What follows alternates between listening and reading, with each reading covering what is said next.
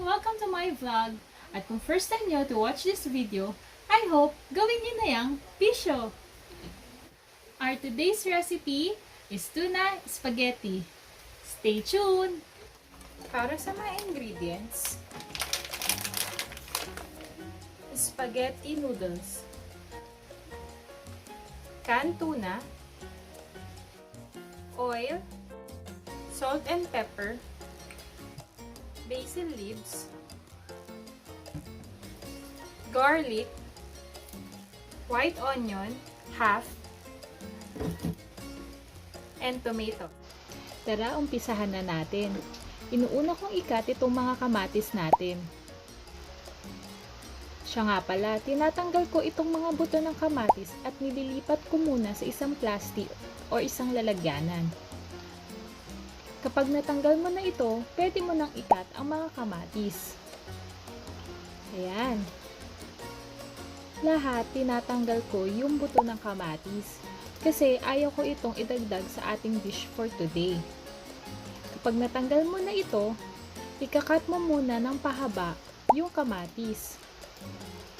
At kung may mga natira pang buto, ayan, tinatanggal lang natin. At ikakat lang ulit natin ng pahaba. Pero kung nasanay kayo na idagdag yung buto ng kamatis sa dish, pwede naman din gawin yun. Pero sa amin kasi, mas prefer namin na tanggalin yung mga buto ng kamatis. Ayan. Hatiin lang natin siya ng pahaba. Kinakat ko lang itong mga kamatis natin na maliliit or cubes, para mas mabilis natin itong maluluto at makakain. Inuuna ko rin ang kamatis sa pagpe-prepare nitong ating dish today. At hinuhuli ko naman ang pagkakat sa ating sibuyas. Kasi madalas kapag naghihiwa ko ng sibuyas ay naluluha ako. Kaya natitigil tuloy yung pagluluto ko. Ayan, dito ko ilalagay ang mga kamatis natin.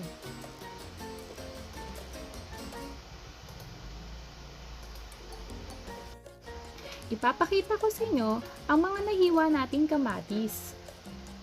At itutuloy lang natin ang paghihiwa sa mga natitira pa. Para sa kamatis pala, depende sa inyo kung gaano karami ang gusto nyong ilagay sa dish natin today. Pero sa akin kasi, mas nasasarapan kami kapag marami yung kamatis.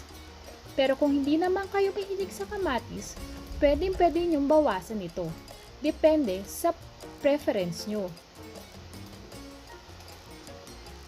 Hiwain lang natin itong iba pang kamatis. Ginagawa ko lang ulit ay tanggalin at ilipat sa isang lalagyanan itong mga buto dahil hindi ko gusto itong ilagay sa ating dish today.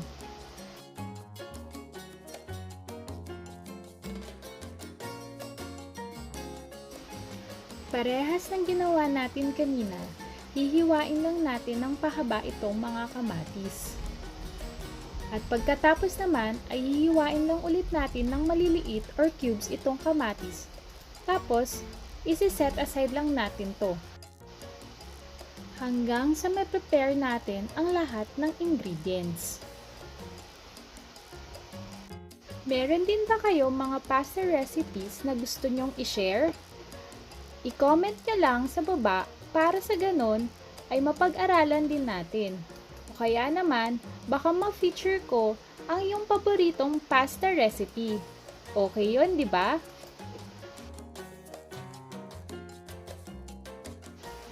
Tatapusin ko lang itong mga natitira pang ingredient. Tapos, pwede na tayong mag-crush ng garlic.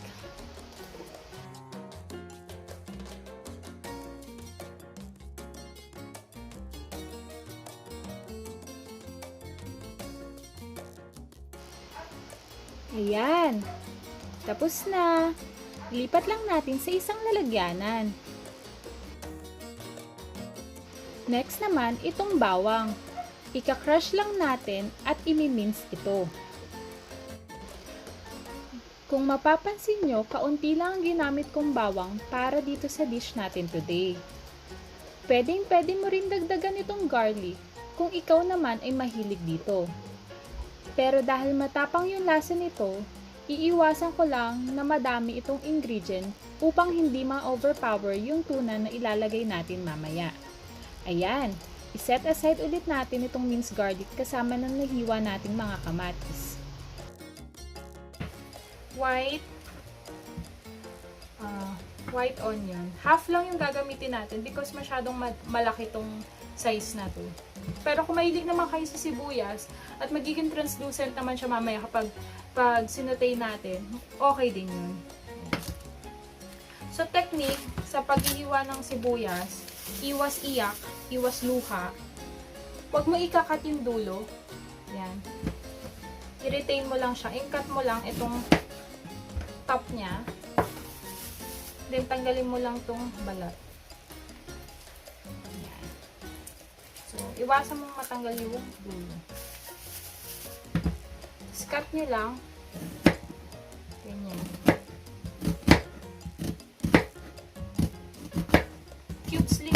Cubes din yung gagawin ko dito sa ating white onion. Ayan. Tapos, cut nyo lang dito sa may part na to. Ayan. Tapos, tsaka nyo siya i-cut ulit. Hindi ako pang master chef. Ito ay lutong bahay. At para sa mga beginner moms at beginner mga nag-umpisa pa lang magluto. Ayan. Hindi ako umiiyak ngayon because hindi ko to sinama. Okay. And then, pwede nyo na siyang i-mince pa. Yung medyo malalaki.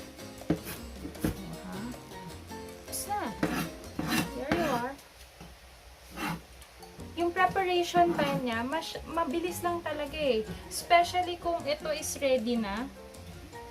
Pwede nyo na siyang i-cut. Halos ito lang talaga yung ating i-cut kasi yung ating meat is canned tuna naman. So, bubuksan nyo lang yung preferred canned tuna na gusto nyo o yung brand. Tomatoes, white onions, and garlic. Ngayon naman, i-prepare natin yung noodles. Sa isang pot, lagyan nyo lang ng tubig. O kaya naman, sundin nyo lang yung instruction na makikita nyo dun sa package ng noodles nyo. Ito siya.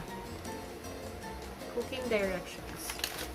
So, pakukuluan lang natin itong ating tubig at ilalagay na natin ang spaghetti noodles. Takpan lang natin ito at hintayin natin kumulo ang tubig. Kapag kumukulo na ang tubig,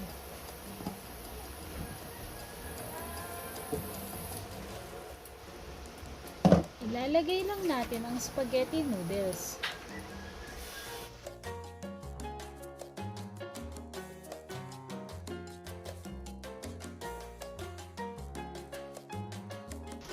Ilagyan ko ito ng cooking oil. Haluin lang at kapag luto ng spaghetti noodles, maaari mo na itong i-drain at i-set aside. Tara, lutuin naman natin yung sauce ng tunay spaghetti. Ilagay lang ang oil dito sa pan.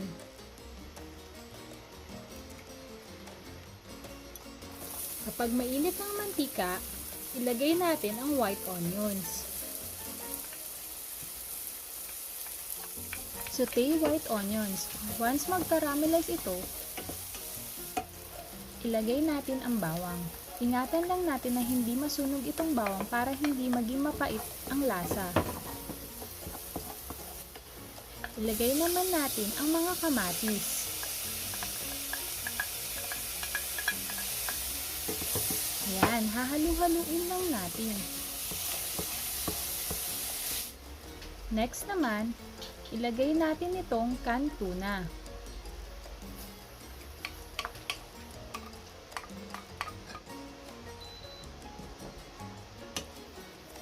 Haluin lang natin. Pepper.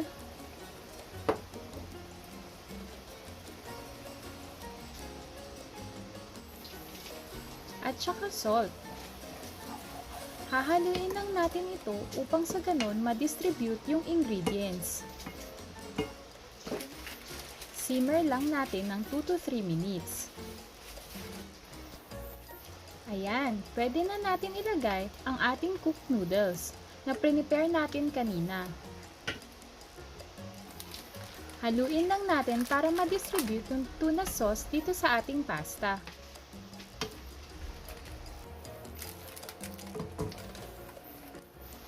Pwede mo nang kuhain ang serving plate mo para i-ready ang dish natin today.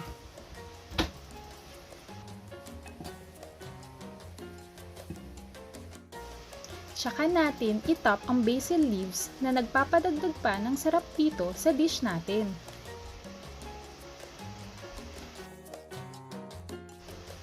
Sa mga moms out there, try nyo din itong dish natin.